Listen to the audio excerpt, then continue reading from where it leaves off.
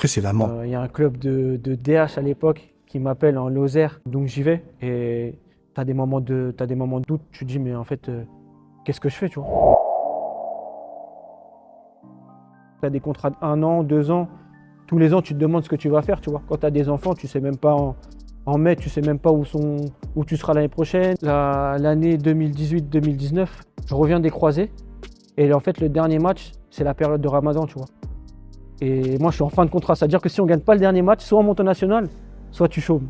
Et moi, je prends la décision de jouer. Et c'est peut-être le match le plus important de ma vie. J'ai plus de force. Je dis, mais si tu perds, ben ça y est, c'est fini, tu vois. National, finalement. Tu gagnes, tu fais le meilleur contrat que tu aies jamais Oh là eu. là, magnifique. Tu re-signes 1 an et après tu joues au national, tu as le nom derrière. Il faut le vivre pour le croire, tu vois. Mais mentalement, c'était vraiment très éprouvant et le monde amateur est éprouvant en général.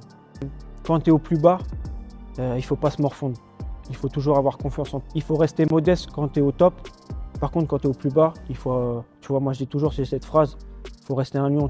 Moi, mes meilleurs souvenirs, c'est au Puy Foot où je fais 6 ans, tu vois. Et j'avais performé, j'avais fini meilleur joueur de N2, meilleur joueur de N3. J'arrive en N3, on s'entraîne 3 fois par semaine à 19 h.